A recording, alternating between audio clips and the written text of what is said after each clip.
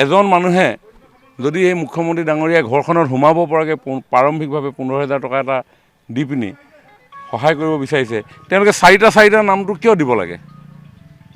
কি মই ভুল কৈ আছোঁ নেকি? ভুল কৈছোঁ নেকি? ৰাইজ আছে, গতিকে চৰকাৰে যৎপূৰ নাস্তি কৰি আছে আৰু দুৰ্গত সময়ত শিক্ষকসকলেও 2টা দিনৰ ভিতৰত এই পানীত গৈ একাউণ্ট নাম্বাৰখিনি কালেকশ্যন কৰিছে। গতিকে সেইকাৰণে সদ্যহতে আমি সেই হুলস্থুল হোৱাৰ কাৰণে আমি অকণমান বন্ধ কৰা আছে। এতিয়া আকৌ এটা ছাৰ্ভে এটা হ'ব, গতিকে সেই ছাৰ্ভেৰ জৰিয়তে আকৌ পুনৰ মুখ্যমন্ত্ৰী ডাঙৰীয়াই সেইসকল লোককো অন্তৰ্ভুক্ত কৰিবৰ কাৰণে আহ্বান জনাইছে। মই আগেও কৈছোঁ যে অনিমা গগৈ তেখেতে যদি 2টা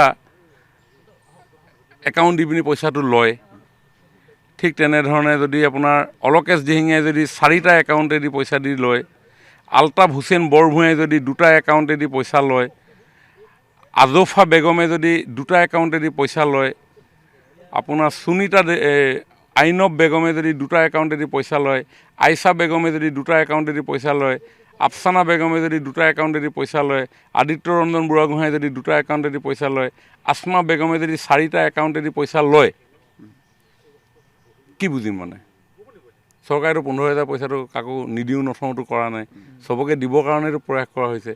আৰু এই কামটো কৰিবৰ কাৰণে শিক্ষকসকলকে আমি দায়িত্ব দিছিলোঁ। তো এওঁলোকে কিয় 2টা একাউণ্ট নাম্বাৰ দিলে? আব্দুল ৰৌফে যদি 2টা একাউণ্টেদি পইচা লয়, কিনো ব্যৱস্থা ল'ব আপুনি? এইটোতো মৰেল, এইটো এটা নিজৰ এটা মানে নৈতিকতাৰ ভিতৰত পৰে। ৰাইজে আহ্বান জনালে যে আমাক কিবা এটা কৰক। মুখ্যমন্ত্ৰী ডাঙৰীয়া 2-3বাৰ ইয়াত আহি তেওঁ অনুভৱ কৰিলে যে নহয়, এইটো সময়ত ঘৰখন সোমাবৰ কাৰণে বোকাখিনি আঁতৰাব লাগিব, খুঁটাটো বদলাব লাগিব, বিচনাখনৰ আপোনাৰ তোচকখন কিনিব লাগিব, বাচন বৰ্তনকেইটা কিনিব লাগিব, ঘৰখন ঠান ঠিত লগাব লাগিব। সদ্যহতে ফাইনেল এছেছমেণ্ট হোৱাৰ আগতে কিবা এটা দিওঁ, তাতেতো কোনো বাধা নাছিলে। 1 লাখ মানুহক দিয়াৰ কথা আছিলে। তো 1 লাখ মানুহক দিয়াৰ কথা সেই আন্তৰিকতা প্ৰদৰ্শন কৰা চৰকাৰখনক যদি এনেধৰণৰ বিপথে পৰিচালিত কৰে, দুখটো কাৰ ন? চৰকাৰখননো কাৰ? এইখনতো অসম চৰকাৰ, অসমৰ ৰাইজৰ চৰকাৰ, সুখে দুখে ৰাইজৰ লগত আছে। গতিকে এইটো সময়ত ৰাইজৰ ওচৰত থকাটোৱে চবৰে দায়িত্ব। ৰাইজ আছে, চৰকাৰ আছে, বিভিন্ন প্ৰান্তৰ পৰা, মঙলদৈৰ পৰা আহিছে, বৰপেটাৰ পৰা আহিছে, চবেই কিবা এটাতো মানুহৰ প্ৰতি সহানুভূতি প্ৰদান কৰিবৰ কাৰণে আহিছে।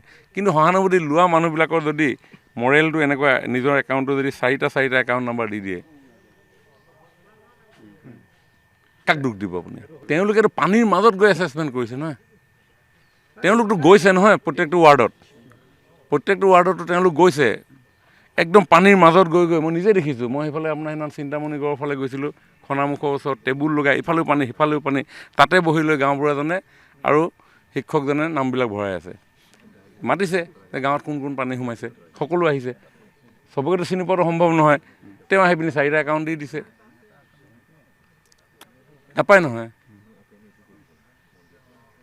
গতিকে আকৌ আমি দিম। মুখ্যমন্ত্ৰী ডাঙৰীয়াই আকৌ বস্তুটো কৈছে, কালি বা পৰহিয়ে কৈছে যে আজি 4 দিনৰ পৰা আমি আকৌ এই বস্তুটো ঠিক কৰিবৰ কাৰণে কালি ৰাতিও মুখ্যমন্ত্ৰীয়ে মোৰ লগত কথা পাতিছে। আজি 4 দিনৰ পৰা পাতি আছে যে কি হৈছে বস্তুটো। যেতিয়া আমি গম পালোঁ 4টা একাউণ্টত যেতিয়া সোমাইছে 4 দিনৰ আগত, তেতিয়া মুখ্যমন্ত্ৰীয়ে গোটেই বস্তুটো ৰেডি কৰিছোঁ। লগে লগে পাৰ্মানেণ্ট ৰিহেবিলিটেশ্যনৰ কাৰণেও পৰহিদিনাখন যোৰহাটত মিটিং হৈছে। গতিকে চৰকাৰ ৰাইজৰ লগতে আছে, দিনে ৰাতিয়ে আছে, কিন্তু ৰাইজে সহযোগ কৰিব লাগিব। এতিয়া যদি এই শিক্ষককেইজনৰ ওচৰত যেতিয়া যাব তেওঁলোক এছেছমেণ্ট কৰিবলৈ, তেওঁ যদি গৰু 5জনী মৰিছে বুলি যদি মিছাকৈ কৈ দিয়ে, কোনে হিচাপটো ল'বগৈ? পিছত ৰাইজে ক'ব যে ইয়াত গৰুৱে নাছিলে, ওচৰৰ মানুহে ক'ব নহয়।